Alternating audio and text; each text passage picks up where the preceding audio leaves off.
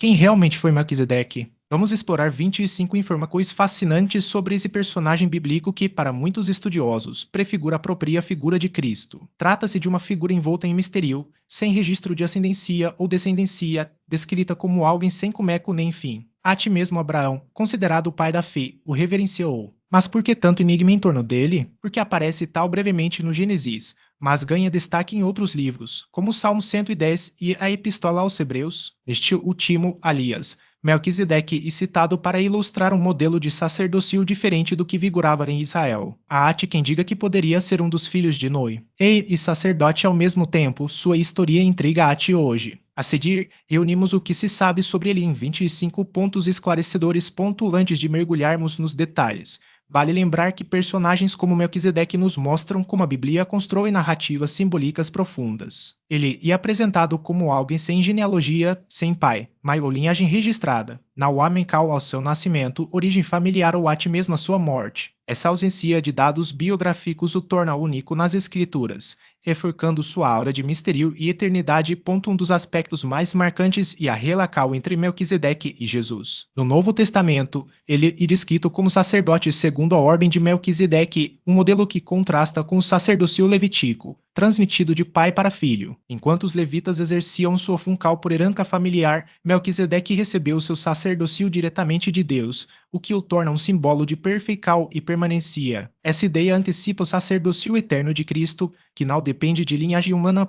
Para entender melhor, e preciso voltar ao Gênesis, onde encontramos uma extensa genealogia que vai de Adão a Noé, de Noé a Abraão e, finalmente, a Levi. Nessa lista, a expressão gerou aparece repetidamente, indicando uma sucessão patrilinear que determinava quem poderia ser sacerdote. Após o dilúvio, o sacerdócio passou de Noé para seu filho Sem, e assim por diante, sempre baseado na linhagem. Melquisedeque, porém, rompe com essa tradição. Seu sacerdócio não vem de uma herança familiar, mas de uma escolha divina, o que o torna um precursor do sacerdócio perfeito e eterno que os cristãos associam a Jesus. Outro ponto intrigante e o duplo papel de Melquisedeque como rei e sacerdote. No Antigo Testamento, ele é mencionado como rei de Salem e sacerdote do Deus Altíssimo. Seu encontro com Abraão ocorre logo após uma batalha em que o patriarca resgata seu sobrinho Lu, capturado por uma aliança de reis mesopotâmicos liderados por Kedorlaomer. Ao retornar vitorioso, Abraão é abençoado por Melquisedeque, que oferece pão e vinho, símbolos que muitos associam à Eucaristia. Mas onde ficava Salem, a cidade governada por Melquisedeque? Tradicionalmente, estudiosos judeus e cristãos identificaram Salem com Jerusalém, baseando-se em passagens como o Salmo 76, que menciona a cidade santa. No entanto, essa interpretação não é unânime. Alguns pesquisadores, como Jerônimo, argumentam que Salem não poderia ser Jerusalém, pois estaria localizada a cerca de 12 quilômetros ao sul de Setópolis. Jerônimo chegou a sugerir que o local se chamava Salomias e que ali ainda existiam ruínas do palácio de Melquisedeque. Ele também associou Salem à região onde João Batista batizava, reforçando a ideia de que não se tratava da mesma cidade. A Bíblia faz referência a Salem em alguns trechos. No Gênesis 14:18, lemos que Melquisedeque era rei de Salem e sacerdote do Deus Altíssimo. O Salmo 76:2 também menciona a cidade, e a Epístola aos Hebreus 7:2 retoma a figura de Melquisedeque como rei de Salem e sacerdote do Deus Altíssimo. Essas passagens ajudam a consolidar sua importância nas Escrituras. Diante de tantas lacunas, não é surpresa que existam várias teorias sobre a verdadeira identidade de Melquisedeque. Vamos analisar 4 delas. A primeira sugere que ele seria uma manifestação pré-encarnada de Cristo, ou seja, o próprio Jesus aparecendo em forma humana antes de seu nascimento. Embora essa ideia tenha defensores, especialmente por causa dos paralelos entre o pão e o vinho oferecidos por Melquisedeque e a última ceia, ela não é amplamente aceita. Críticos argumentam que, se essa teoria fosse correta, o autor da Epístola aos Hebreus teria deixado isso mais explícito, em vez de falar em ordem de Melquisedeque. A segunda teoria propõe que Melquisedeque seria Sem, filho de Noé. Essa ideia surgiu entre rabinos e alguns primeiros cristãos, como Martinho Lutero, possivelmente para diminuir a importância que os cristãos davam a Melquisedeque como figura de Cristo. A teoria se baseia na submissão de Abraão a Melquisedeque, mas carece de fundamentação bíblica sólida. Uma terceira hipótese defende que Melquisedeque era um sacerdote cananeu pagão. Seus defensores argumentam que o nome El Elyon, Deus Altíssimo, poderia ser uma divindade cananeia. No entanto, essa teoria enfrenta problemas, pois não há registros de que El Elyon fosse cultuado como um deus cananeu. Além disso, a ausência de qualquer mencal a práticas paganas em seu encontro com Abraão enfraquece essa ideia. Por fim, há quem acredite que Melquisedeque era simplesmente um rei sacerdote histórico, sem qualquer conexão sobrenatural. Essa visão o coloca como um governante local que exercia funções religiosas, algo comum em culturas antigas. Embora menos dramática, essa teoria tem a vantagem de não depender de interpretações simbólicas ou teológicas complexas. Melquisedeque demonstra reverência diante de Abraão, um gesto que seria incoerente se ele fosse, de fato, um sacerdote pagão. Além disso, não se pode ignorar a dificuldade de explicar por que os autores bíblicos, inspirados em textos como o Salmo 110 e a Epístola aos Hebreus, associariam o Messias a um sacerdote de uma religião estrangeira. Essas inconsistências reforçam a quarta teoria, a mais aceita entre estudiosos, a de que Melquisedeque era um rei sacerdote humano, histórico e adorador de Jahve. Essa interpretação se destaca por preservar a singularidade de Melquisedeque, especialmente no que diz respeito à sua ordem sacerdotal. Ela se alinha com a atitude reverente de Abraão em Gênesis 14 e resolve as contradições presentes nas duas primeiras teorias. Além disso, encontra respaldo em passagens-chave das Escrituras, como o Salmo 110 e Hebreus 5:7, onde a tipologia messiânica é claramente vinculada à figura de Melquisedeque. Em Gênesis 14, 18, 20, o relato descreve a cena com precisão. Então Melquisedeque, rei de Salem, trouxe pão e vinho, era sacerdote do Deus Altíssimo e abençoou Abrão, dizendo: Bendito seja Abrão pelo Deus Altíssimo, Criador dos céus e da terra. E bendito seja o Deus Altíssimo, que entregou os teus inimigos em tuas mãos. E Abrão lhe deu o dízimo de tudo. A oferta de pão e vinho por Melquisedeque pode ser interpretada como um gesto de hospitalidade, uma forma de restaurar as forças de Abrão e seus homens após a batalha. Contudo, o ato vai além da mera cortesia. Ao abençoar Abraão e reconhecer Jahve como o Deus Altíssimo, Melquisedeque estabelece uma autoridade espiritual que Abraão, por sua vez, legitima ao lhe entregar o dízimo. Esse reconhecimento mútuo sugere que ambos compartilhavam a mesma fé, reforçando a ideia de que Melquisedeque não era um sacerdote pagão, mas sim um servo do Deus de Israel. Salmo 110:4 reforça essa conexão ao declarar: O Senhor jurou e não se arrependera. Tu és sacerdote para sempre, segundo a ordem de Melquisedeque. A tradução varia ligeiramente entre as versões. Algumas usam rito em vez de ordem, mas o sentido permanece o mesmo. O sacerdócio de Melquisedeque é apresentado como um modelo eterno, distinto e superior ao sacerdócio levítico. No Novo Testamento, a Epístola aos Hebreus desenvolve essa ideia ao associar Cristo a essa ordem. Em Hebreus 7, 2, 4, o autor destaca que Abraão entregou o dízimo a Melquisedeque, um ato que simboliza a submissão do patriarca, e, por extensão, de toda a linhagem levítica, a autoridade espiritual de Melquisedeque. Mais adiante, em Hebreus 5, 5, 6, o texto cita o Salmo 110, 4 para afirmar que Jesus, como Messias,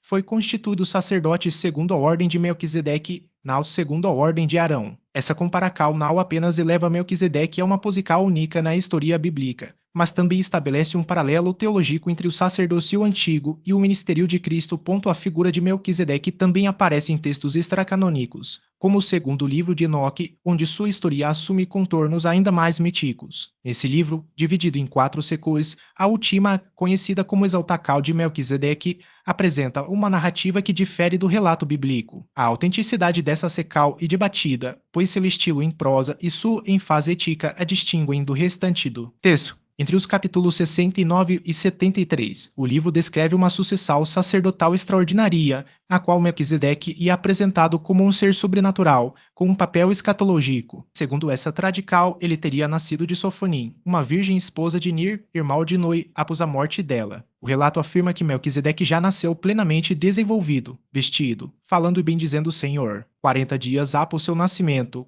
o arcanjo Gabriel o teria levado ao jardim do Éden, onde foi preservado do dilúvio. Embora essa versão seja claramente lendária, ela reflete uma tradição antiga que circulava no século IDC, possivelmente influenciada por narrativas judaicas pré-cristas. Alguns estudiosos sugerem que o segundo livro de Enoque preserva elementos de uma tradição oral anterior ao dilúvio, o que explicaria a associação de Melquisedeque com eventos primordiais. No entanto, é mais provável que essa secão seja uma elaboração posterior, inspirada na popularidade da figura de Melquisedeque na época do Segundo Templo. O nome Melquisedeque também oferece pistas sobre sua identidade e função. Composto por duas palavras hebraicas, Malki rei e Tzedek justica ou retidal, seu significado literal e rei de justica. Em algumas versões antigas, como a Septuaginta e a Vulgata, o nome aparece como uma única palavra, Melquisedeque. A forma hebraica Malki Tzedek pode ser interpretada de duas maneiras, como rei de justica ou como meu rei Tzedek, este último sugerindo uma possível conexão com a divindade cananeia Tzedek, adorada em Jerusalém antes da conquista israelita. No entanto, a Epístola aos Hebreus 7:2 descarta essa última interpretação, apresentando apenas os significados de rei de justica e rei de Salem, sendo Salem entendido como paz, o que reforça a ideia de que Melquisedeque era um governante que unia a autoridade política e espiritual sob a egíde de Jahve. Por fim, há debates sobre a possível identidade de Melquisedeque com Sem, filho de Noé. Embora essa teoria não seja amplamente aceita, ela encontra respaldo em algumas tradições judaicas antigas, como o Targum Jonathan e comentários rabínicos. Segundo essa interpretação, Sem teria sobrevivido ao dilúvio e se tornado o rei sacerdote de Salem, exercendo um papel espiritual que o conectaria diretamente à linhagem de Abraão. Essa hipótese, no entanto, enfrenta desafios, pois não há evidências textuais sólidas que a sustentem. Além disso, a genealogia de Cristo em Lucas 3:36 menciona Sem como ancestral de Abraão, mas não o identifica com Melquisedeque. Ainda assim, a ideia persiste em alguns círculos teológicos como uma tentativa de harmonizar as tradições bíblicas e extrabíblicas sobre a origem desse enigmático personagem foi suficiente para possibilitar o encontro com o patriarca Abraão. As tensões interpretativas, no entanto, permanecem. Melquisedeque teria atuado como sacerdote do Deus Altíssimo sob o nome de Melquisedeque de Erque, uma variação encontrada em algumas tradições extrabíblicas. Contudo, nas Escrituras, ele é apresentado unicamente como rei de Salem e sacerdote do Deus verdadeiro, sem qualquer menção a essa suposta identificação com Sem. Por essa razão, muitos estudiosos rejeitam a ideia de que Sem e Melquisedeque sejam a mesma pessoa. A ausência de registros históricos ou genealógicos que sustentem essa conexão reforça a visão de que Melquisedeque seja, antes, uma figura simbólica, uma tipologia de Cristo, e não um personagem com uma linhagem conhecida. Os críticos dessa interpretação destacam que a genealogia de Sem está claramente estabelecida nas Escrituras, o que inviabiliza a hipótese de uma identidade compartilhada. Além disso, o argumento de que Melquisedeque seria Sem ignora o fato de que o texto bíblico o descreve como um personagem distinto, sem vínculos familiares explícitos. Segundo o estudioso do Antigo Testamento Joseph B. Blenkinsop, a narrativa de Melquisedeque teria sido inserida no texto de Gênesis durante o período do Segundo Templo. Blenkinsop,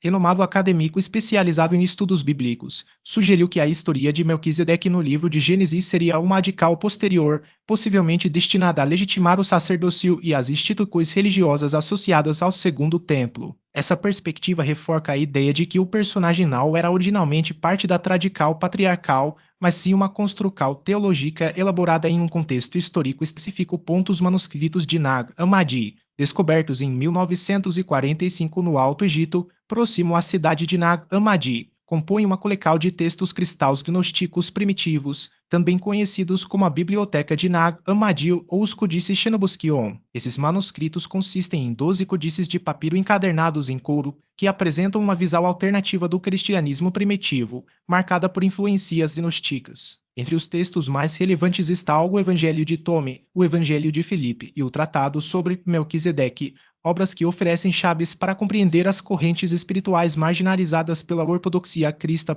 Os manuscritos de Nag Hammadi foram originalmente escritos em grego, mas a maioria das versões que chegaram a nos está em copta, um idioma que representa a última fase evolutiva do antigo egípcio. Copta surgiu no século II DC e manteve-se como língua viva até aproximadamente o século XVII. Muitos dos textos gnósticos foram traduzidos do grego para o copto entre os séculos III e IV, refletindo uma transição linguística significativa no cristianismo primitivo. O uso do copta nesses escritos não foi apenas uma questão prática, mas também um marco teológico, sinalizava a adaptação das ideias cristãs às comunidades locais, que já não se comunicavam exclusivamente em grego ou em egípcio clássico. O Tratado sobre Melquisedeque, encontrado no Códice 9 de Nag Hammadi, apresenta uma narrativa radicalmente distinta daquela registrada na Bíblia ou no livro de Enoque. Nesse texto, Melquisedeque é descrito não apenas como um sacerdote terreno, mas como uma figura celestial e redentora identificada em alguns trechos com o próprio Cristo, embora sob uma perspectiva gnóstica. Ele atua como mediador entre as esferas divina e humana, libertando as almas aprisionadas no mundo material. Essa interpretação associa Melquisedeque à missal salvífica do Logos,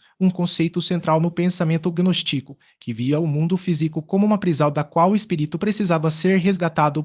No judaísmo, a figura do sacerdote justo aparece em Zacarias 4, onde são mencionados 4 artesanos, identificados pela tradição rabínica como o Messias filho de Davi, o Messias filho de José, Elias e o sacerdote justo. Este último, também chamado de sacerdote da justiça, ocupa um lugar central na escatologia judaica. Segundo o Rabino Rashi, um dos mais influentes comentaristas medievais, o termo artesão aplicado a Sem derivaria do fato de ele ter auxiliado Noé na construção da arca e, posteriormente, ter abençoado Abraão. Essa associação reforça a ideia de que o sacerdócio justo transcende a linhagem levítica, apontando para uma ordem espiritual mais antiga e universal. No cristianismo, o sacerdócio de Melquisedeque é apresentado como superior ao sacerdócio arônico, um tema desenvolvido com profundidade na Epístola aos Hebreus. O autor da carta argumenta que, enquanto o sacerdócio de Arão baseava-se em uma linhagem hereditária e em sacrifícios repetitivos, o de Melquisedeque era eterno e perfeito, pois não dependia de genealogia humana. A benção que Melquisedeque conferiu a Abraão e, por extensão, a Levi, que ainda estava nos lombos de seu ancestral,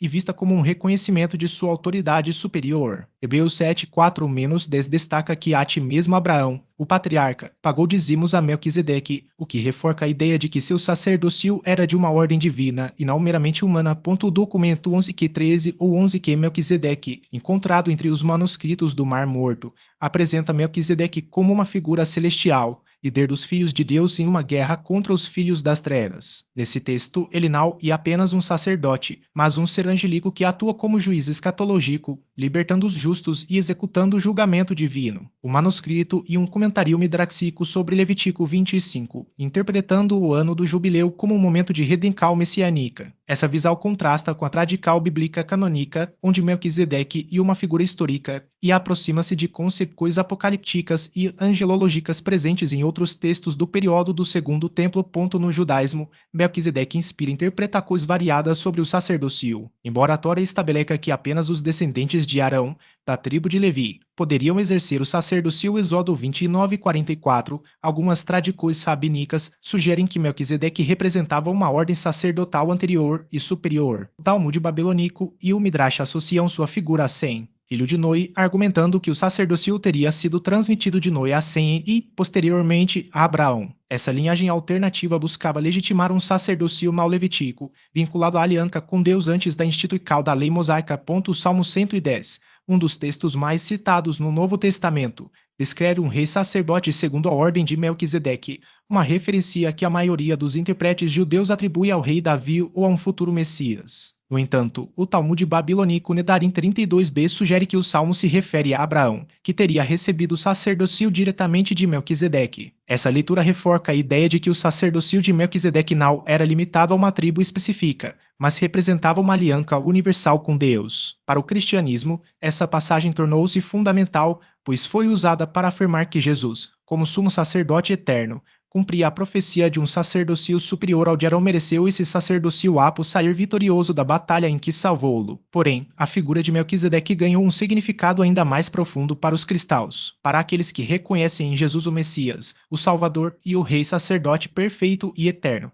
Ele é apresentado, conforme Hebreus 7:13-17, como sacerdote segundo a ordem de Melquisedeque. Dessa forma, Jesus é o sacerdote para sempre, não por descendência de Arão, mas por vontade direta de Deus. Por essa razão, segundo a lei mosaica, ele não se qualificaria para o sacerdócio, aos olhos dos judeus, já que não pertencia à tribo de Levi.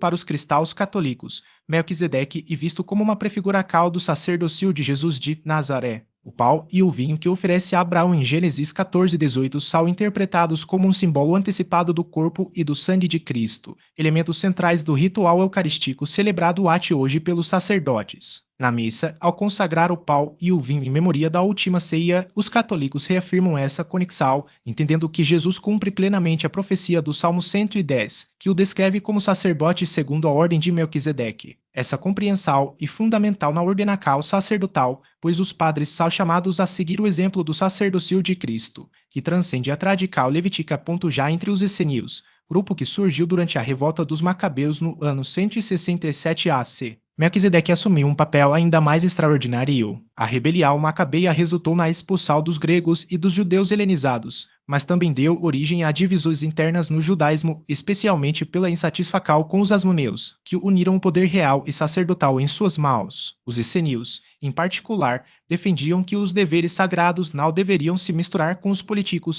Para eles, Melquisedeque não era apenas um rei sacerdote, mas uma figura quase divina, como atestam os manuscritos do Mar Morto. No documento 11Q13, por exemplo, ele não aparece apenas como um sacerdote justo, mas como um agente da redenção final, superior a ti mesmo ao sacerdócio levítico. O texto descreve Melquisedeque proclamando o jubileu e libertando os filhos da luz do domínio de Belial, o espírito do mal, em uma batalha cósmica entre o bem e o mal. Essa expectativa messiânica fazia com que os essênios aguardassem sua vinda com grande fervor, acreditando que ele traria a restauração definitiva de todas as coisas. Esperamos que essas informações tenham esclarecido a importância de Melquisedeque nas diferentes tradições religiosas. Se você tiver algo a acrescentar, compartilhe nos comentários. Gostou do conteúdo? Compartilhe com familiares e amigos para que também conheçam a história desse personagem fascinante. Se seu primeiro acesso ao canal, não deixe de se inscrever e acompanhar nossas redes sociais, cujos links estão na descrição. Lembre-se, um povo que desconhece sua história está condenado a repeti-la.